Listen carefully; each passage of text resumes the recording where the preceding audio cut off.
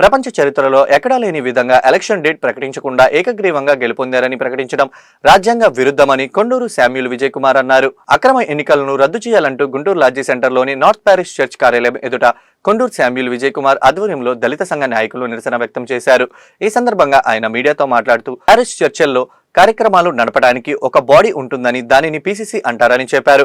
గత 18 సంవత్సరాల నుంచి నూతన బాడీని ఎన్నుకోవడం లేదని తెలిపారు.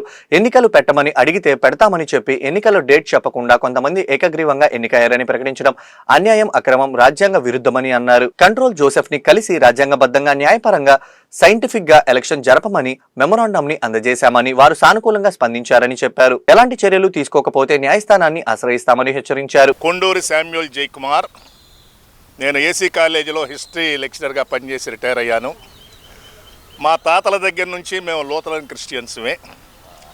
అయితే ఎన్నికలు పెట్టమని జస్టిస్ కురియన్ గారు పంపినటువంటి ఆర్డర్ ప్రకారము రెవరెండ్ డాక్టర్ ఎస్జే బాబురావు గారు ఎన్నికలు పెడుతున్నాం అన్నారు. అయితే ఎన్నికల డేటుని ఇప్పటివరకు అనౌన్స్ చేయకుండా కొంతమంది ఏకగ్రీవంగా ఎన్నికయ్యారు అని నిన్న ఆదివారం అంటే 5/10/2025 ప్రకటించారు. ఇది అక్రమము, అన్యాయం, రాజ్యాంగ విరుద్ధం.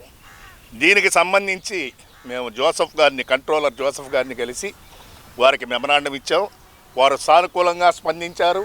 రెండవది మేము వారిని అడిగింది ఏమిటంటే, రాజ్యాంగబద్ధంగా, న్యాయపరంగా, సైంటిఫిక్గా ఎలక్షన్లు జరపని కోరాము. వారు దానికి సానుకూలంగా స్పందించి 3 రోజుల్లో ఏ సంగతి చెప్తామన్నారు. ఏఎల్సీ కింద ఉన్న చర్చిలన్నీ ప్యారిష్లు కాదండి. ఆ ప్యారిష్కి కార్యక్రమాలు నడపడానికి ఒక బాడీ ఉంటుంది. దాన్ని పీసీసీ అంటారంటే ప్యారిష్ చర్చి కౌన్సిల్. గత 15 సంవత్సరాల నుంచి 18 సంవత్సరాల నుంచి దీనికి ఎలక్షన్ లేదండి.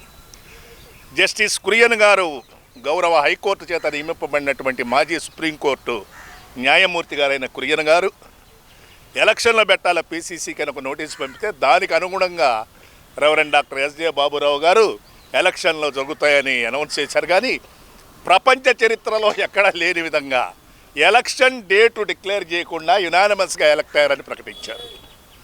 ఇది రాజ్యాంగ విరుద్ధం.